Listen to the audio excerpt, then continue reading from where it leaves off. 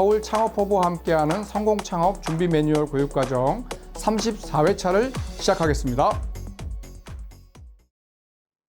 34차 시 정부 지원 사업계획 작성 원칙 세 번째, PSST의 세 번째, 스케일업, 그러니까 성장에 관련된 부분인데요. 이 S에 관련된 컨텐츠는 딱 두 가지입니다. 자금 조달과 그 다음에 매출 계획입니다. 그런데 자금 조달 계획은 이 부분에 설명하지 않고 매출 계획, 마케팅 계획에 관련된 내용을 집중적으로 설명하도록 하겠습니다. 자, 34차 시 정부 지원 사업계획 작성 원칙 세 번째 시간이거든요. 자, 세 번째는 다시 한번 쓰다 그러면 정부 지원 사업계획서의 구조가 PSST입니다. 그래서 이번 시간에는 세 번째 저희가 요 S는 영어로 설명하면 스케일업입니다. 스케일업. 한국말로는 성장 전략 이렇게 번역을 합니다. 창업에서 그 성장 사업 아이템이 성장하기 위해서는 제일 중요한 것이 뭐냐? 매출입니다. 매출. 여기 보시면 매출 있죠. 이 매출이 되게 중요합니다.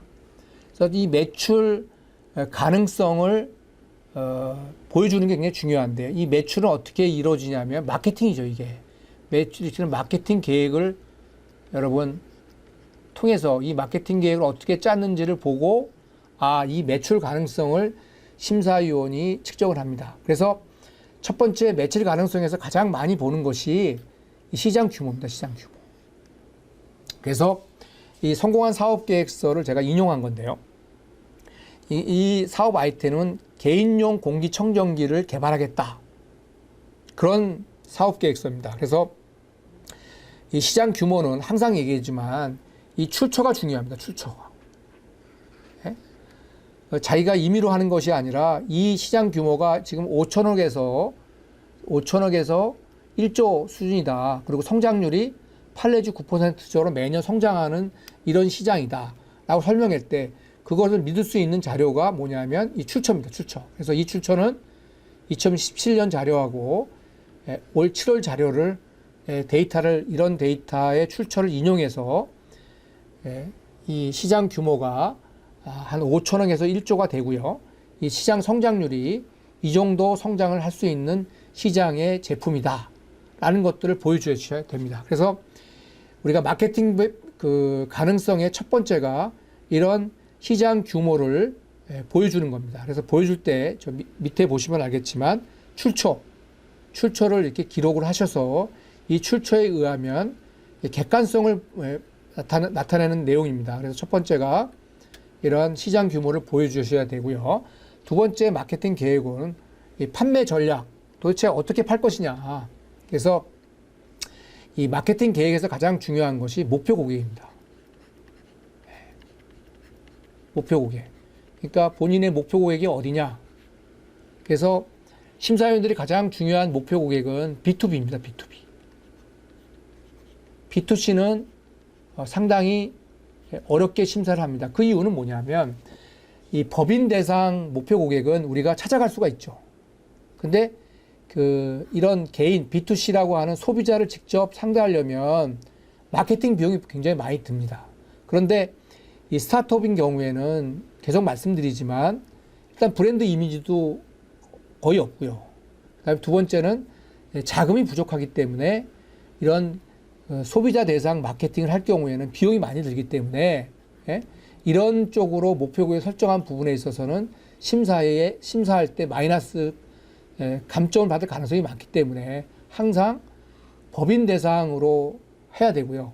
또 법인 대상으로 만약에 이런 개인 대상으로 한다 하더라도 직접 판매를 하는 게 아니라 간접 유통을 해야 된다. 그래서 유통상을 통해서 유통업체를 통해서 이 창업자가 이 유통회사에 납품을 하고 이 유통회사가 이 개인 고객한테 파는 이러한 마케팅 전략을 수립을 해야 그죠? 그래 현실성이 있다 이렇게 보통 심사를 합니다. 그래서 여기 실제 성공한 그 판매 전략을 보시면 목표 고객은 B2B입니다. 그래서 여기는 대형 가전사, S전자라고 하는 대형 가전사의 납품을 하기 위해서 지금 진행을 하고 있다. 그래서 1단계로 그 S전자라고 하는 대형 전자회사하고 NDA를 체결했다. 그래서 지금 공동 개발하고 했거든요. 그래서 이 개발이 성공하게 되면 자연스럽게 그 S전자의 계열사에 확산이 되기 때문에 매출이 일어날 가능성이 높다 하는 걸 보여주죠. 이렇게. 그리고 뭐 그 1단계 성공하게 되면 당연히 뭐 대기업과 정부 또는 해외 시장으로 진출할 수 있겠죠. 그래서 첫 번째 그 목표를 그 이런 기업을 대상으로 B2B 전략을 설명하고 있고요. 또 하나는 뭐냐면 이 말씀드린 것처럼 이 B2C라고 하는 그 개인 고객 대상으로는 어떻게 팔 거냐 하면 직접 판매하는 게 아니라 중간상을 활용하겠다. 그래서 이 전문 유통사하고 우리가 계약을 했다. 그래서 이 전문 유통사하고 계약을 해서 1차는 이런 주요 홈쇼핑에 론칭을 하고 2차는 다른 커머스 채널을 통해서 확산하겠다.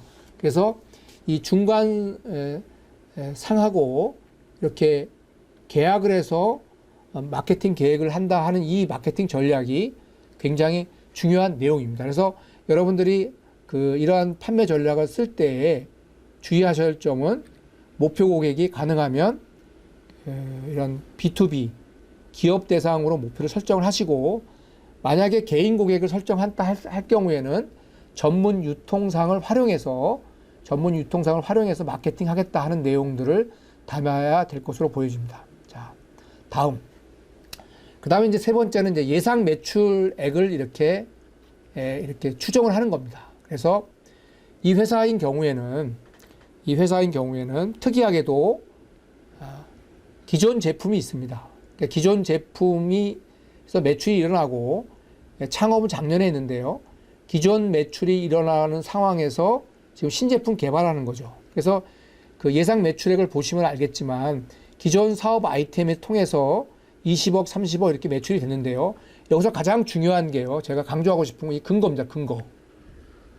이런 예상 매출액의 표를 만들 때 근거가 없이 숫자를 나열하게 되면 그 심사위원들이 하나도 안 믿습니다. 그래서 그 기존 회사가 이런 매출액이 일어나는 것은 뭐냐면 LG 정수기에 현재 UVC LED 모듈을 지금 납품하고 있습니다. 그래서 올해 20억 정도 예상 매출이 된다는 것들을 실제 보여줍니다. 그리고 새로운 제품인 경우에는 아까 설명드린 것처럼 S전자하고 공동 그 개인용 공기청정기를 공동 개발하는 겁니다. 이게 공동 개발하기 때문에 성공만 하면 매출이 일어날 수 있다는 것들을 당연히 근거로서 보여주고 있죠. 그 다음에 2차 고객인 그 개인 고객인 경우에는 쇼핑몰을 가는데 이 쇼핑몰을 가는 건 앞서 설명한 것처럼 전문 업체하고 계약을 지금 맺은 상황입니다. 여기 표시가 안 돼 있지만 개인 전문 업체하고 계약을 맺어서 우리 제품이 그 나오게 되면 자기들이 이것을 구매를 해서 B2C 고객한테 판매를 하겠다 하는 그러한 내용들을 보여줍니다. 그래서 여기서 가장 중요한 부분들은 예상 매출액을 이렇게 숫자로 표시하는 게 중요한 것이 아니라 근거, 이런 근거들을 잘 설명해 줌으로 해서 이것이 매출액으로 전달될 수 있다 하는 것들을 보여주셔야 됩니다. 그런 면에서 여러분 이 내용들을 꼭 기억해 주시기 바랍니다. 자, 이제 그 세 번째 그 스케일업, 스케일업에서 여러분 세 가지를 말씀드렸는데요. 첫 번째는 시장 규모. 시장 규모는 어떤 믿을 만한 그 인용 출처를 반드시 기재를 해야 된다는 점. 두 번째, 마케팅 계획을 세울 때 목표 고객에 대한